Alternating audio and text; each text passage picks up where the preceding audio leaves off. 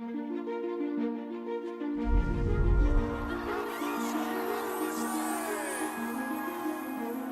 circus is not a place of great wonder and mystery. It's a combination of freak show and monsters. It's a brutal place.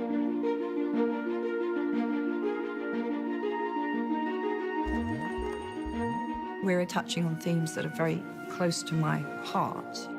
This is an aspect of the magical world that I never really explored in Potter, even though I knew it was there. The circus stuff, and I quite enjoy that research, trying to create some animals that look like they haven't necessarily been cared for the best, and you've got to feel for them, they've got to have that heart, and it's quite nice to be able to try and create that. Well, that'll be the zoo. There's a Chinese bestiary that is utterly fascinating. The Zulu is described in Chinese mythology as a gigantic elephant-sized cat, 5-colored, and the Zulu is very fond of Newt, but to anyone else, absolutely horrific. The zoo has had a lot of iterations. It's really developed. It's been one of those creatures who's taken a while to get right, for everyone to be happy. And that's where everyone has David Heyman, David Yates, Joe, everyone that comes in has an opinion because they're such important creatures, and, making it Chinese, making it cat-like. But if you read the descriptions in Fantastic Beasts, the actual book, you'd be plonking bits of animals together, and that's okay, but, you kind of want to give it its own heritage, if you like, its own being. So you've got to look elsewhere as well. And it's tough. It's really tough because the natural world is so amazing. It's hard to come up with original, new, fully functioning, believable creatures. It was insane for the circus to think that they could exhibit a Zulu without trouble, but they are a little arrogant, and what happens is predictably awful. You don't want something like that loose on the streets. Even in the first movie, you haven't unleashed anything quite that terrifying anywhere. It really does take a Newt Scamander to contain and look after that beast.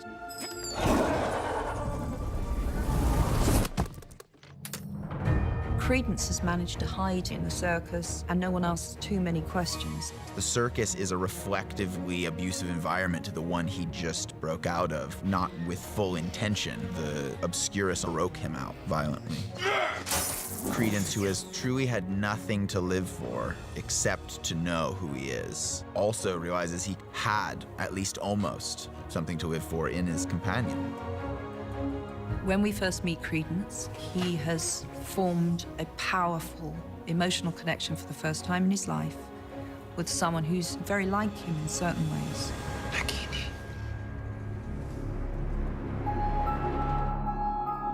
Nagini is a prisoner in this place, and there's another layer to it because she's bound to become a prisoner in her own body.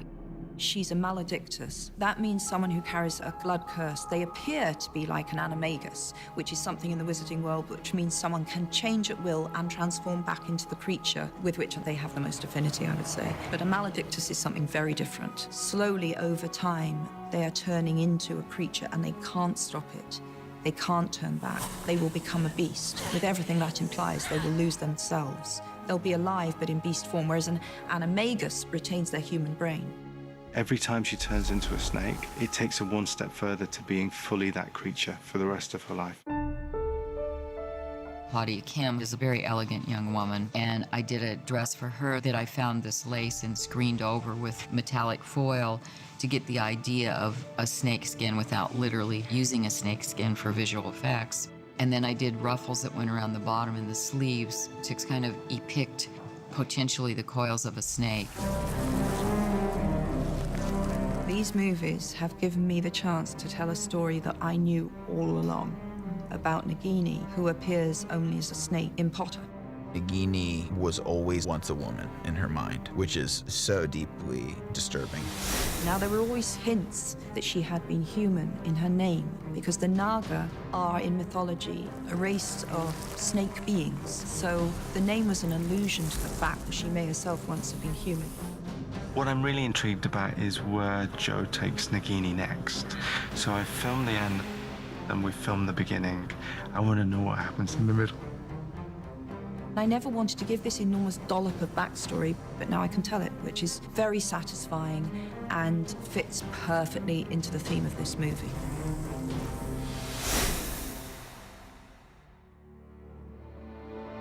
For Credence, his big question is, who am I? We know he's very, very powerful to have survived this condition so long. He's now setting out on a journey of self-discovery to understand his own point of origin, and this is the transformation. I want to know who I am. Grindelwald holds the knowledge. This is where you will find proof of your true identity. This person is a victim to violence and ultimately being so easily manipulated. That's the tragedy.